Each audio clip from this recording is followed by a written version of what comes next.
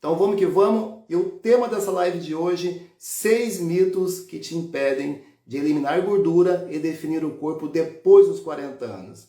Então, para quem caiu de paraquedas nessa live aqui e não me conhece, eu sou o Tio Ed, eu ajudo homens e mulheres com mais de 40 anos a eliminar a gordura e definir o corpo em 8 semanas. Então sejam muito bem-vindos. Hoje a gente vai direto ao... Hoje eu quero que vocês saiam daqui já colocando em prática algumas coisas que eu trouxe aqui para vocês, tá?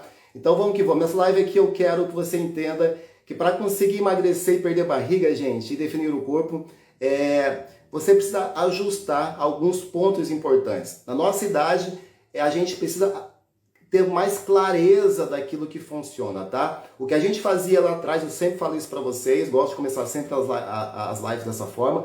O que a gente fazia lá atrás, quando a gente tinha 20, 25 anos, 30 anos, hoje pra gente não funciona mais. A gente precisa de uma estratégia certa, a gente precisa ter uma clareza maior daquilo que a gente está fazendo. E o pior de tudo, muitas vezes, é quando você está fazendo alguma coisa e acha que está fazendo certo, e tem outra pessoa também, tem aquela pessoa que não está fazendo nada. Tudo bem, se ela não está fazendo nada, realmente não vai ter resultado. Mas eu fico, às vezes, até com pena de algumas pessoas, né? Que, puxa, Ed, eu estou tentando fazer dessa forma, eu estou fazendo isso. Ou seja, a pessoa está tentando ter resultado, mas quando a gente olha para a estratégia que ela está fazendo um monte de coisas erradas. Algumas coisas que são facilmente ajustadas para ela chegar lá e ter resultado. Então vamos que vamos. E o pior de tudo, se você continuar fazendo coisas erradas, o que acontece, gente? A gente não tem resultado, você começa a ficar frustrado, começa a ficar chateado, e você fala assim, puxa vida, vou chutar o balde, não quero saber mais nada disso. Não, estou tentando aqui já há um tempão, não consigo emagrecer, não consigo perder barriga. Eu estou aqui há 1 semana, 2 semanas, 3 semanas, 3 meses tentando e não consigo. Aí você faz o quê? Você desiste. Então, por isso que a gente precisa ter uma clareza aqui. Então, eu vou passar para vocês. E a clareza funciona para muita gente, para vocês entenderem, como um GPS. O que é um GPS? É você ter uma linha, você ter aqui como se fosse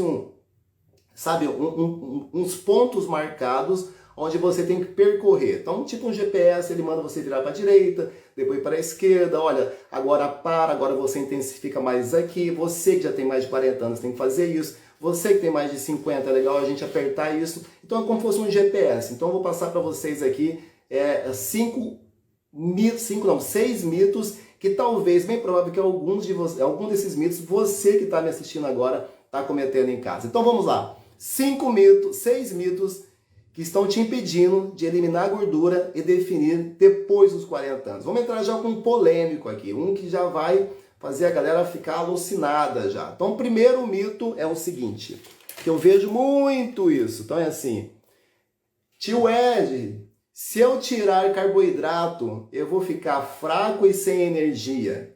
Isso é mito ou verdade? Então a gente precisa entender isso para quebrar assim de cara. A gente vai quebrar aqui vários mitos e conceitos em relação a isso. Então eu quero explicar de uma forma bastante simples para vocês. Isso é um mito, tá?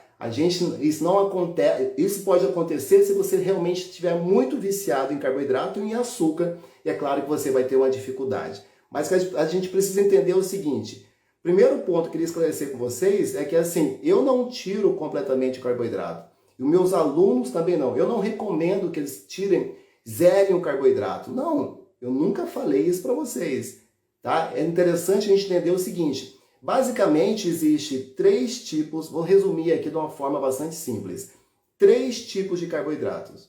Tem aquele que a gente tem que evitar ao máximo, beleza? A gente sabe quais são. Refrigerante, doce, bolos, esses que são carboidratos de alto índice glicêmico. Tá? Eu vou explicar depois o que é índice glicêmico. Depois tem o segundo, que são os carboidratos de médio índice glicêmico. Tá? Alguns pães,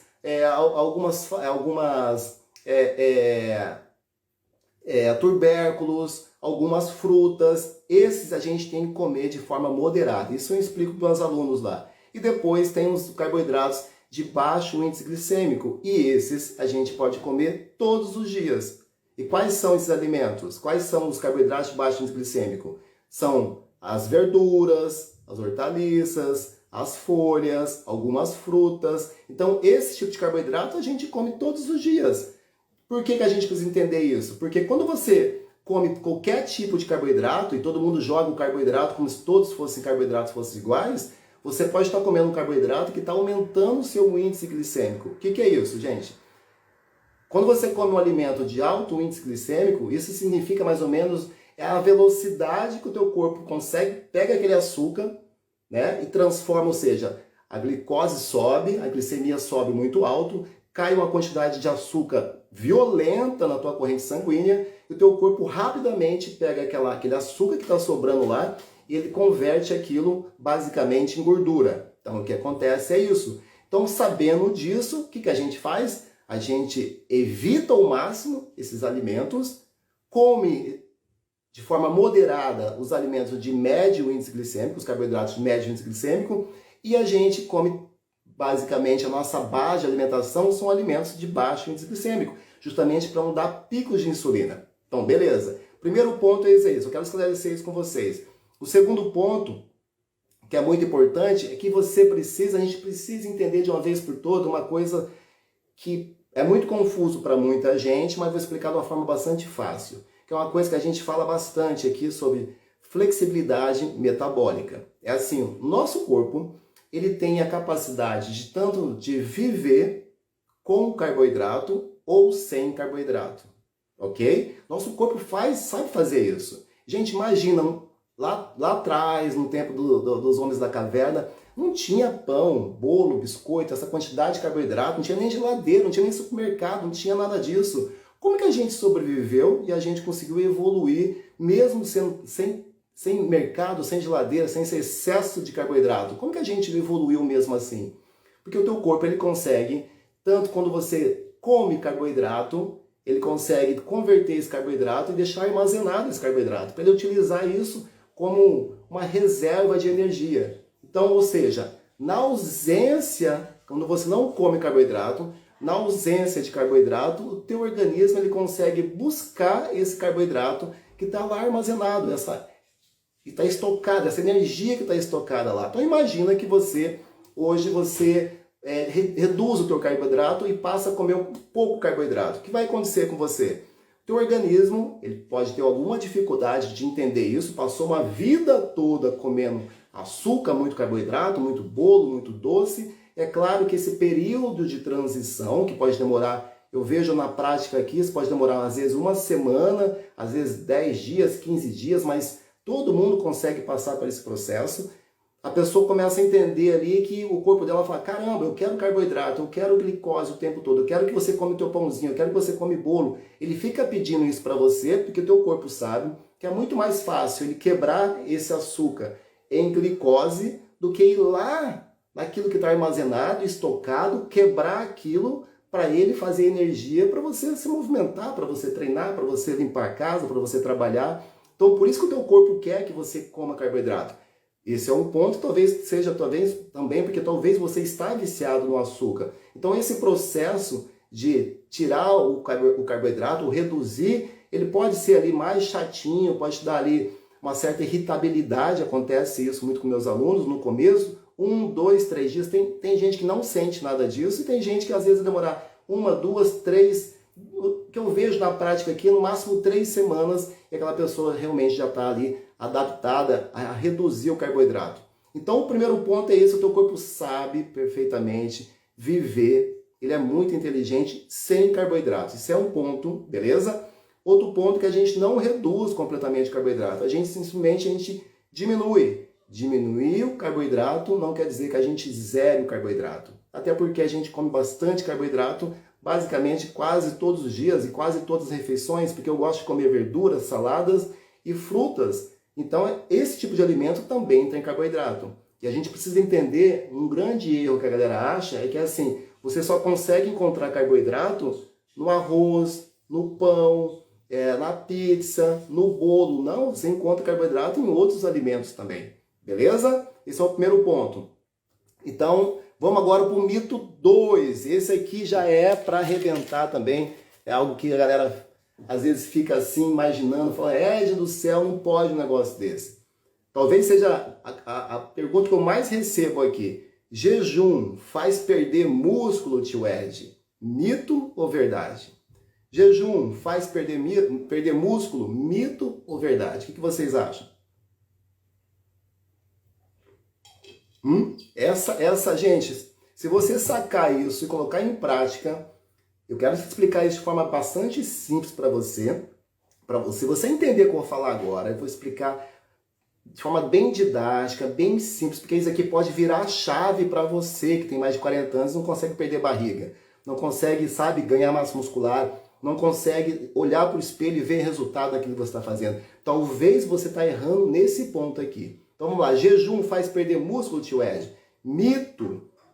Eu vou te explicar aonde que você está errando em relação ao jejum. Então, assim, gente, estudos mostram, sabe, todos os estudos mostram que quando você fica períodos sem comer, ou seja, jejuando, períodos não alimentados, ou seja, quando você faz jejum, tecnicamente o seu corpo, isso faz parte da natureza, tá? Teu corpo começa a liberar ali, ele aumenta a produção de hormônios importantes, como o GH e a testosterona. Isso é fato.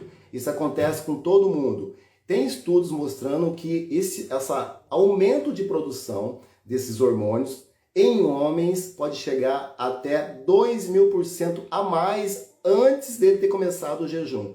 Ou seja, acontece isso principalmente em jejum para cima de 24 horas. Então, ou seja, o cara está 24 horas sem comer e o corpo dele entende o seguinte: a gente precisa preservar o corpo dele, preservar toda essa massa muscular. Então, o teu corpo é muito inteligente. Mais uma vez, aí a natureza jogando a nosso favor e ela aumenta a produção desse tipo de hormônio em homens, mais de 2.000%, e em mulheres 1.300% a produção desses hormônios para justamente preservar, conservar a nossa massa muscular enquanto você está fazendo jejum. Isso é fato, isso é estudo, tá bom? Mas o que eu vejo com a galera? Por que muita gente ainda tem esse medo, tem esse conceito de achar que jejum perde massa muscular? E aqui está o grande erro. As pessoas, quando estão fazendo jejum, naquele momento o teu corpo não está ganhando massa muscular. Ele está só preservando todos aqueles hormônios que ele liberou, que ele explodiu o teu corpo de hormônio, é para preservar. Naquele momento você não está ganhando massa muscular. Beleza.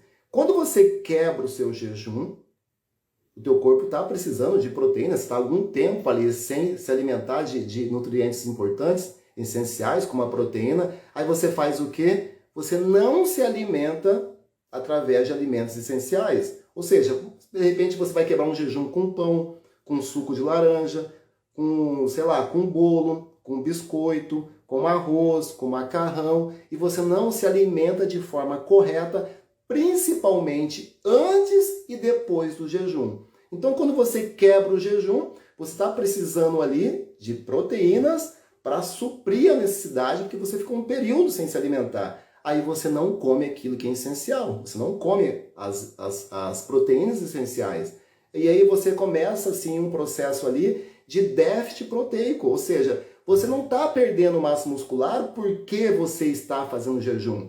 Você está perdendo massa muscular porque você fez jejum e não está ali, digamos, com seus níveis de proteínas em dia. Então, se você não faz jejum, melhor, se você não se alimenta direito, você não pode nem fazer jejum. Se você não se alimenta direito, você vai ter dificuldade até para ganhar massa muscular treinando.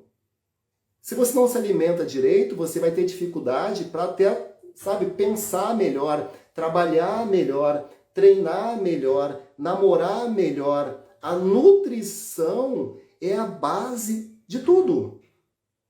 Então, se você está treinando e não está ganhando massa muscular, duas uma. Ou você está treinando errado, ou você está sem seu aporte proteico. Você não está comendo a quantidade de proteína o suficiente para você aumentar a sua massa muscular. E não tem como aumentar a massa muscular se você não está jogando um tijolinho que constrói a massa muscular. E qual que é o tijolinho que aumenta a massa muscular? A proteína.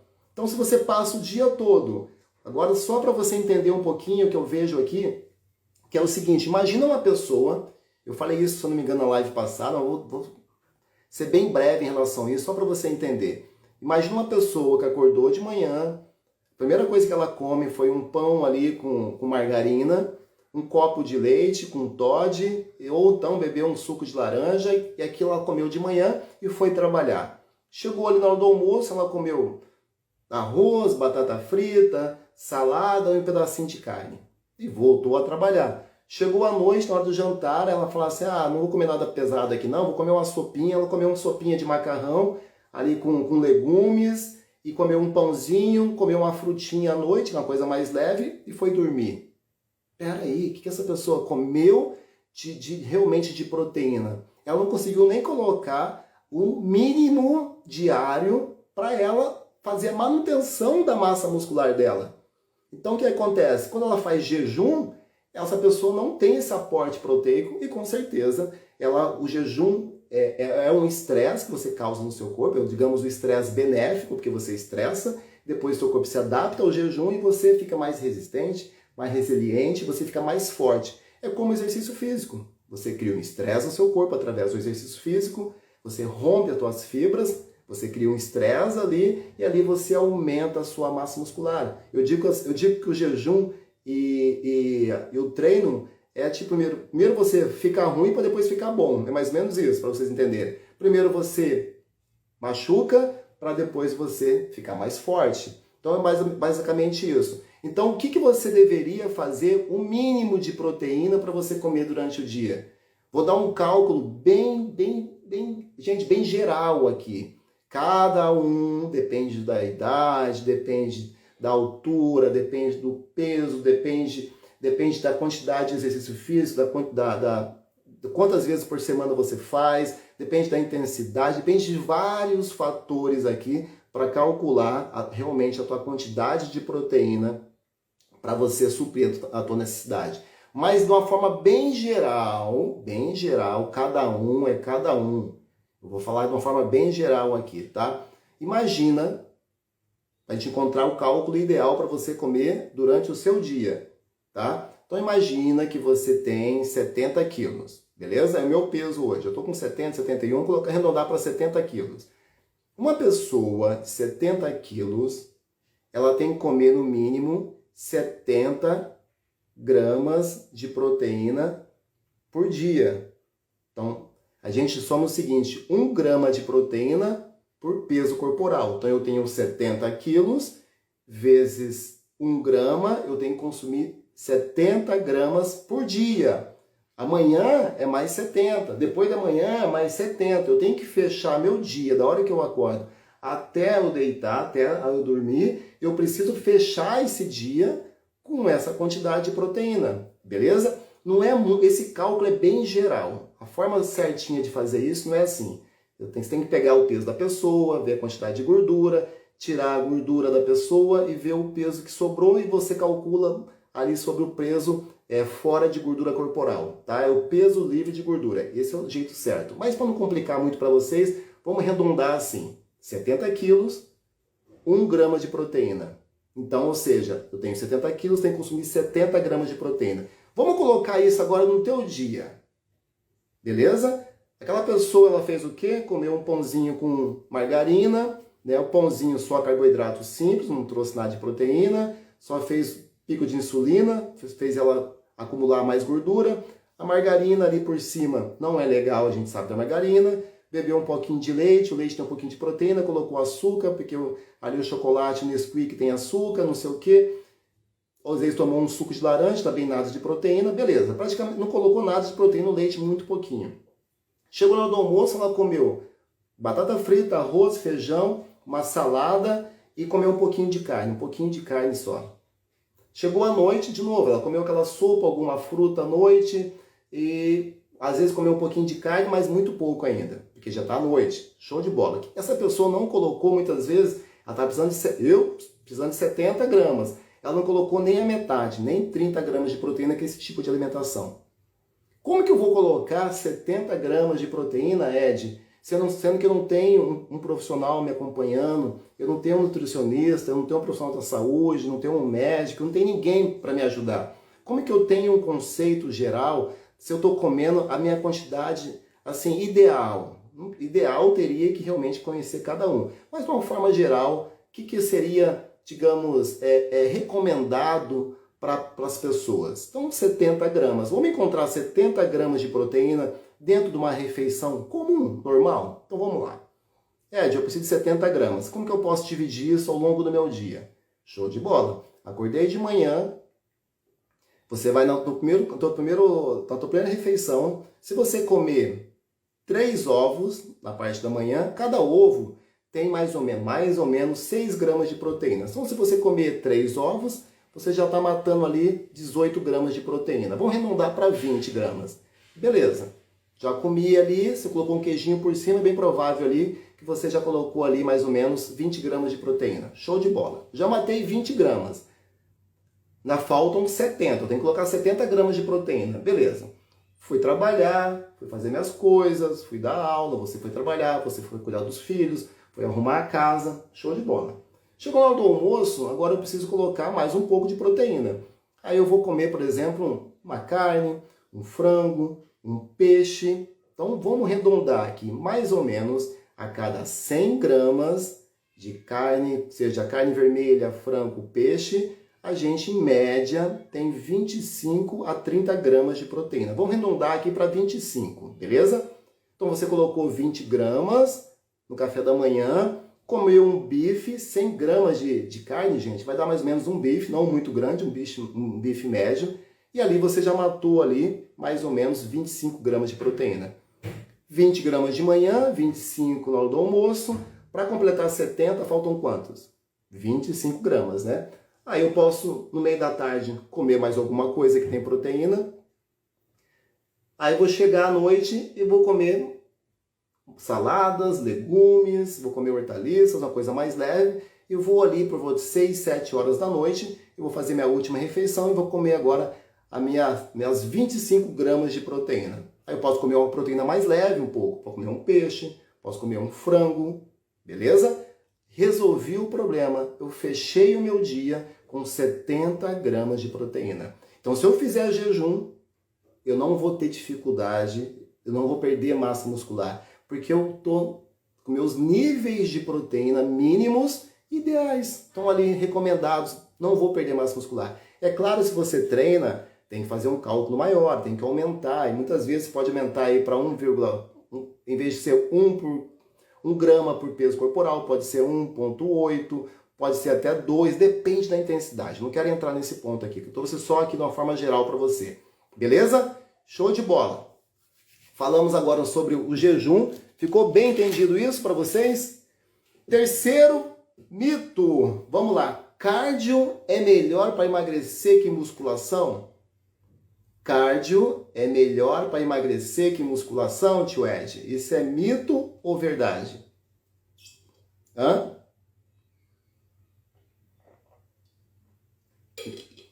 Mito ou verdade, galera?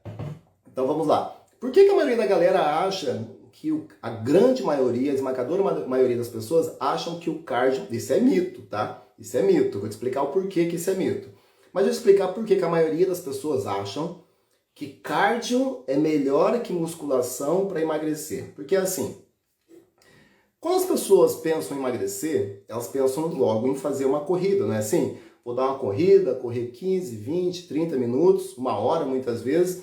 E quando ela corre, ela consegue trabalhar ali até com um pouco mais de intensidade. Porque supostamente a corrida é um exercício, não é tão complexo assim correr, né? Eu acho que quase todo mundo consegue correr. Então o que acontece? Quando ela corre, ela sente que o corpo dela tá ali transpirando. Quando ela termina a corrida, ela pega a camisa, sente a camisa dela tá toda molhada, ela percebe que ela tá suando. E muita gente associa o suor, aquela camisa molhada, aquela, né, tá sentindo ali que tá treinada, que ela treinou, ela percebe, ela tem a falsa sensação que ela gastou, queimou gordura. Muita gente confunde o suor com ter queimado gordura. Muita gente associa que se você tá suando, Se você está transpirando, é sinal que você está também queimando gordura. Isso não existe, isso não é assim.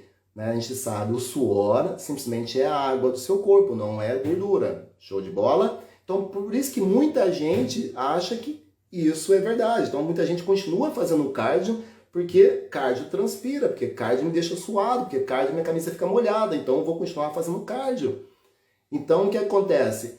Não é assim que funciona. Quando você compara a musculação com o cardio, a gente percebe que a musculação, ela faz o seguinte, algo que o cardio não faz. O que o cardio não faz, gente? O cardio, você gasta calorias para executar a corrida, seja de 15, 20, meia hora, uma hora, não importa a corrida que você faça, você gasta, imagina ali, 300 calorias. Vamos fazer uma conta aqui, de novo, muito geral. Uma pessoa, depende do tamanho, depende do peso, depende de vários fatores, mas uma pessoa em média, que corre uma hora de forma contínua, sem parar. Sem parar, tá, gente? Uma pessoa que corre uma hora, ela em média gasta 600 calorias. E poucas pessoas que eu realmente conheço conseguem correr uma hora sem parar. Tem que ter um bom condicionamento para fazer isso, tá? Normalmente as pessoas não fazem isso. Corre um pouquinho, anda. Se você conseguir correr uma hora sem parar, que não é fácil, você vai gastar, depende do peso, depende de vários fatores, mas em média você gasta 600 calorias, tá? Então é 10 calorias para cada 1 minuto, tá? Então a média que a gente faz é essa, beleza. Vamos pegar agora um trabalho de musculação. Então você fez teu cardio, gastou 600 calorias, e você, naquele momento, o cardio gastou as calorias, mas você foi para casa e resolveu, gastou 600 só e foi embora para tua casa, tomar um banho, vai lá trabalhar. Olha o que acontece com a musculação. Você pegou as mesmas uma hora, em vez de você correr, você foi fazer um bom treino de musculação. Mas isso só acontece se você fizer um bom treino de musculação. Você gastou muitas vezes até menos calorias, então é difícil gastar 600, eu acompanho aqui os meus alunos através de uma contagem de calorias, através do celular, através do relógio deles e do meu relógio. É difícil você gastar 600 calorias em musculação, mas é possível. Já muitos alunos já gastaram muito mais do que isso fazendo crossfit. Em média, vamos colocar em média, se você fizer um bom treino de musculação, vamos colocar aqui que você gastou 500 calorias, que seria top.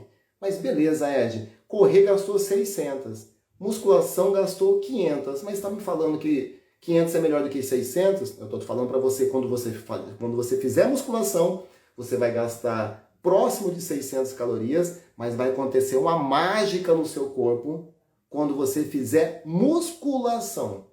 Quando você fizer musculação, você está aumentando a sua massa muscular, algo que o cardio não faz, beleza? Deixar bem claro, fazer caminhada, corrida, não vai fazer você ganhar massa muscular. Basta você olhar para as pessoas que fazem muito cardio. Repare as pessoas que correm na São Silvestre, pessoas que fazem muito cardio. São pessoas extremamente magras, sem massa muscular, beleza? Vamos lá. Então, se você faz musculação, a musculação vai te dar massa muscular. Mas o que tem a ver a massa muscular, Ed, com emagrecimento? Tudo a ver, meu pequeno gafanhoto. Porque quando você aumenta a sua massa muscular, quanto mais massa muscular você tem no seu corpo, maior é uma coisa que a gente chama de taxa do metabolismo basal. O que é isso? Teu corpo, ele gasta muitas calorias.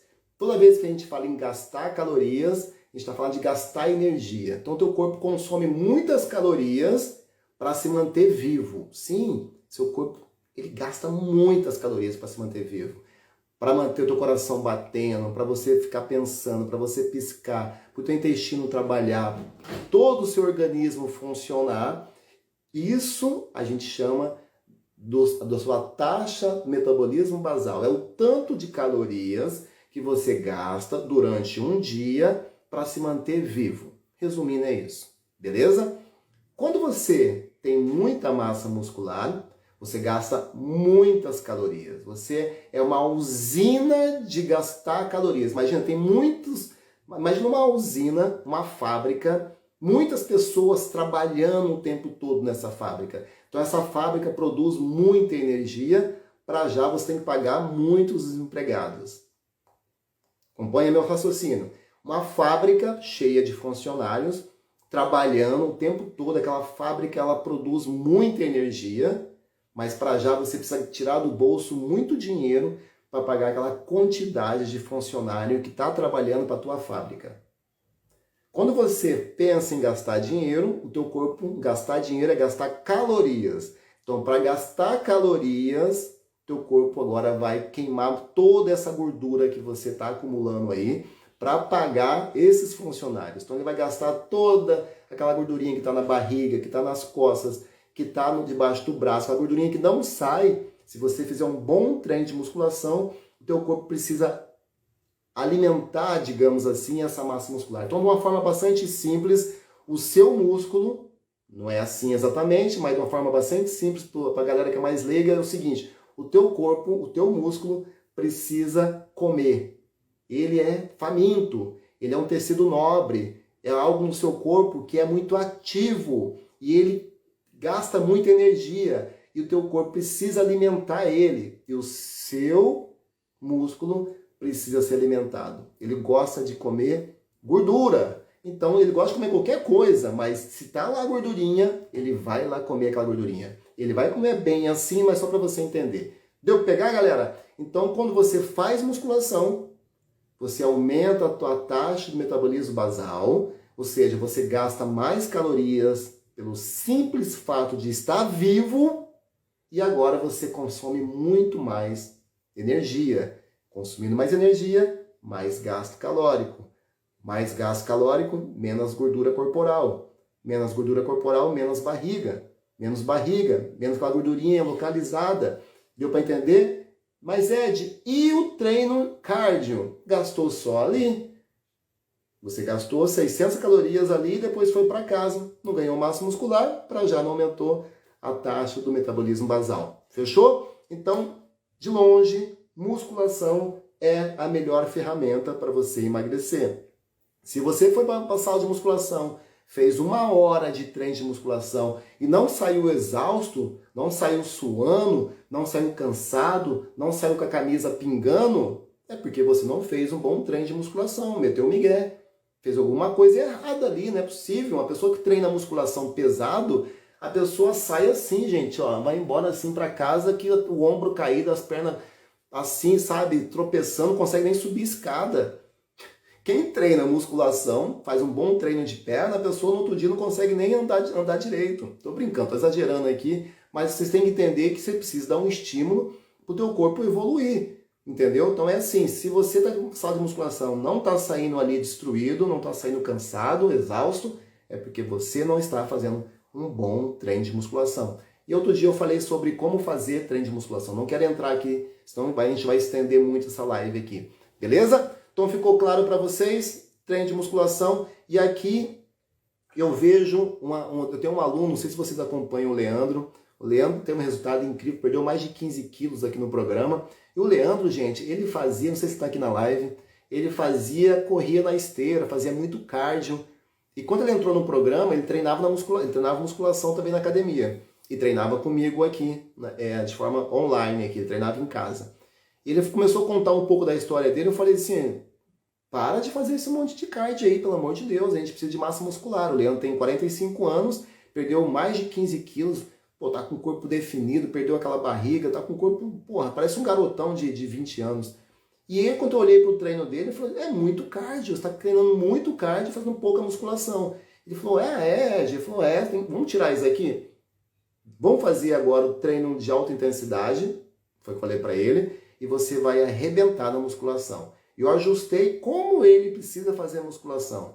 Olha, você vai fazer assim, em alta intensidade, até a fadiga muscular, encontrar as cargas. A gente ajustou a musculação dele. Explodiu, gente. Explodiu. Em 8 semanas, ele perdeu mais de 10 quilos. O processo todo dele, ele já perdeu mais de 15 quilos, tá? Enfim, vocês acompanham. Olha do Leandro, 45 anos. Eu postei essa semana o resultado dele. Essa semana passada. Dá uma olhada aqui no Instagram. Foi incrível. Por quê? Treino de musculação.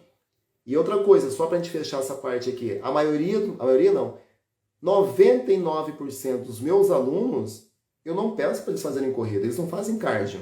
Não fazem. Eu não faço cardio. Eu gosto de dar uma corridinha fim de semana para pegar um sol na cara, fazer uma meditação, ter contato com a natureza, para sair de casa um pouco, isso é fundamental. Eu faço com esse objetivo, tá? Quando eu penso em emagrecimento, eu faço musculação. Quando eu penso em melhorar minha capacidade cardiorrespiratória, eu uso o treino de alta intensidade. O meu treino de corrida de 15, 20, meia hora é só para fazer um lazer, sabe? Sair um pouco de casa, encontrar com os amigos, dar uma corrida com os amigos, é outra coisa. Show de bola? Beleza. Quinto mito aqui. Quinto já não. Não, 3, 4. Quarto mito, gente, precisa... Vamos lá, ó. Isso aqui a gente vai entrar agora um pouquinho. A gente vai falar sobre meditação. Fica nessa live aí. Fica nessa live, que você vai entender um negócio aqui. Pode mudar também a tua chave aí. Pode virar a tua chave e você começa a ter resultado hoje ainda. Quarto mito. Preciso separar muitos minutos do meu dia para fazer meditação? Muita gente acha que é preciso separar muitos minutos do seu dia, do nosso dia, para você fazer uma boa meditação. Você acha que isso é mito ou verdade? Mito. Você não precisa separar minutos e minutos, horas e horas para fazer meditação. E aí que as pessoas se enganam. Muita gente não faz meditação porque acha que tem que ficar 10, 15, 20, meia hora, uma hora ficar meditando ali. Não, gente. A meditação, você já encontra vários estudos falando isso, você já encontra vários benefícios na meditação de 3, 5, 10 minutos. E o grande lance da meditação não é fazer meditação um dia, aí semana que vem faz outro dia, quando dá na telha faz outro dia. Para você ter benefícios com a meditação, o mais importante é uma coisa chamada regularidade, continuidade. Se você faz meditação todos os dias, que seja meditação de 3, 5 minutos, 10 minutos, todos os dias, é muito mais benéfico, é muito mais importante do que você fazer meditação de 2 horas uma vez por semana. Então a meditação ela funciona como um treino. Tá? Quando você faz meditação todos os dias, seja de 5, 10 minutos, meditações curtas, né, pouco tempo, você começa a criar o hábito de fazer meditação. Ela funciona igual o treino. O que vale mais? Você treinar 3, 4, treinar todos os dias, treinar 4, 5 vezes por semana, você treinar uma vez por semana. É igual. O que vai fazer você criar o hábito e os benefícios vêm da continuidade, de você não parar de fazer aquilo. Então a meditação, eu comparo ela muito com o treino, exatamente a mesma coisa. Então, de novo, eu dou várias dicas sobre meditação aqui no Instagram. Comece a praticar, esquece essa parada de ficar achando que você tem que ficar horas e horas fazendo isso. E para que precisa fazer meditação, Ed? Basicamente é para você ficar com a mente menos estressada, tá? Baixar teu cortisol, você pode fazer isso logo de manhã. Eu faço isso logo ao acordar. À noite eu faço também, mais com o propósito de descansar minha mente. Mas a grande meditação acontece principalmente logo de manhã, quando você acorda.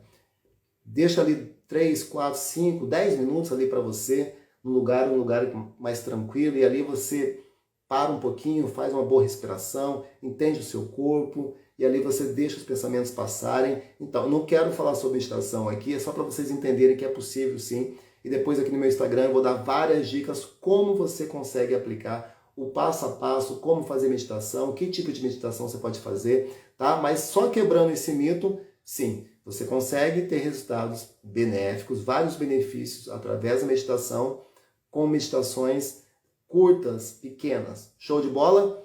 Quinto, essa aqui é outra, essa eu errava bastante também, hein? Bastante. Dormir mais nos fins de semana recupera o sono perdido? De novo, dormir mais nos fins de semana recupera o sono perdido? Mito ou verdade? O que vocês acham?